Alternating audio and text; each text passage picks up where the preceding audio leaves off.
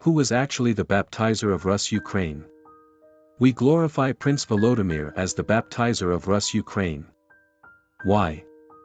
He was not a bishop or priest, he had no right to perform the sacraments of baptism. He was just an extraordinary ruler born a pagan.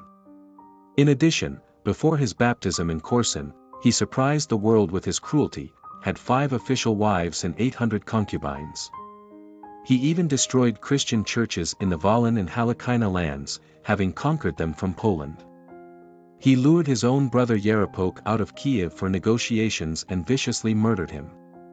And even when he became interested in world religions, he adopted Christianity from Byzantium with a certain benefit of entering the circle of equal states in dealing with neighbors, most of whom were already Christians.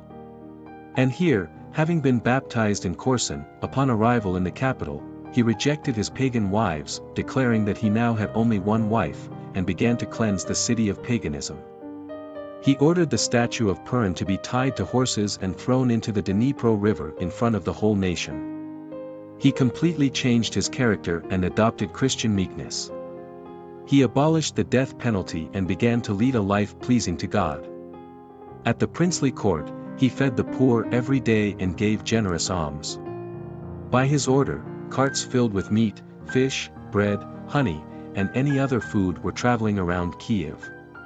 And the messengers shouted if there was any sick or poor person who could not go to the prince's court himself.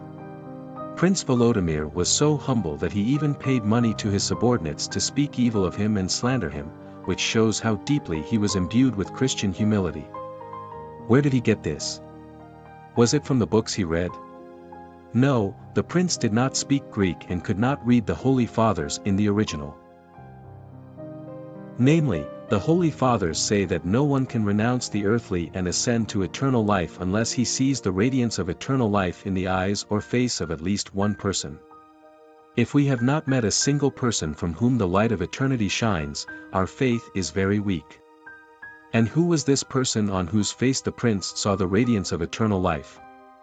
His faith, his spirit, had such an impact on the prince, on the pagan's worldview, that he changed from within and became a humble Christian. And he was so admired by ordinary people that they called him Volodymyr the Red Sun, meaning beautiful. He was Saint Michael, the first metropolitan of Kiev. Chronicle sources give different information about the saint's nationality. It is not clear whether he was of Bulgarian or Syrian origin. But his nationality is not so important. As an educator, Saint Michael served to eradicate paganism and to plant the gracious Christian doctrine in our lands. Saint Michael preached without an interpreter or translator. At the same time, he did not accept the pagan spirit of Rus, but established the gospel instead of paganism.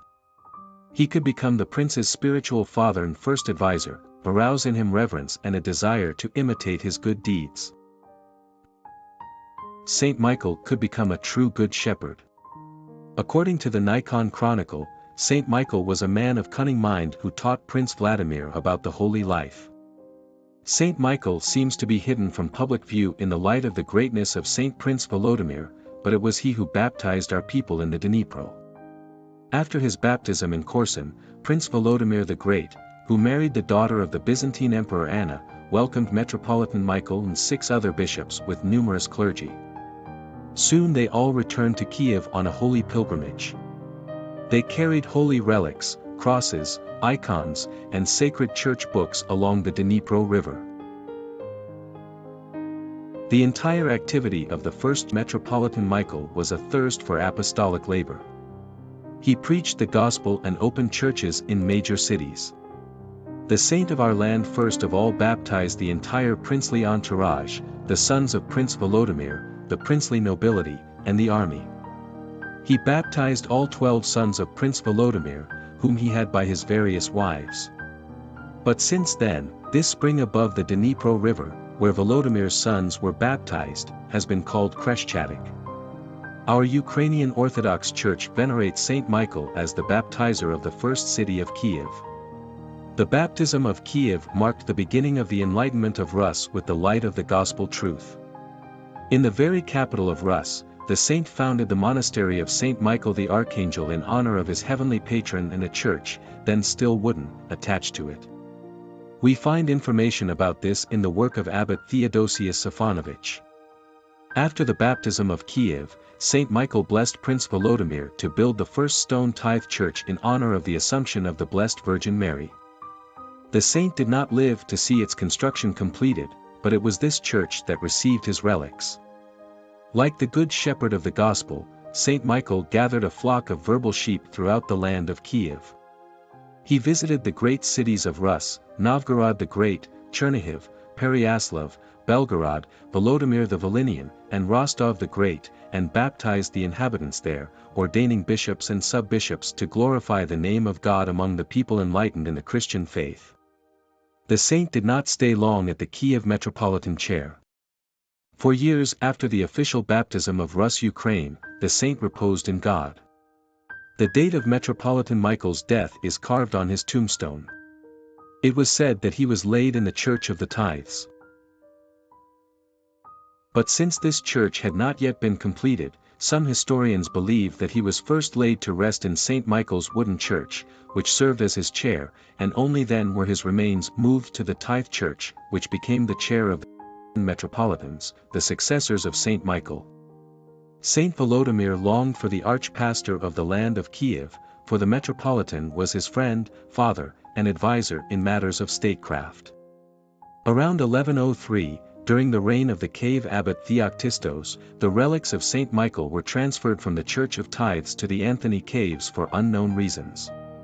And in 1730, under the reign of the cave archimandrite Roman Kopa and by decree of Empress Anna Ioannovna, they were moved to the Holy Dormition Cathedral of the Kiev Cave Monastery.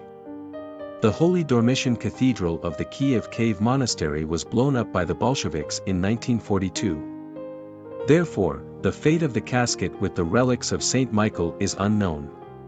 Most likely, it was destroyed by a terrible explosion during the destruction of the cathedral, like many other burials that had been in the cathedral since ancient times. Thus, the true baptizer and enlightener of the people, and the inspirer and spiritual father of Prince Volodymyr, who revived the image of God in him, was Saint Michael, the first Metropolitan of Kiev.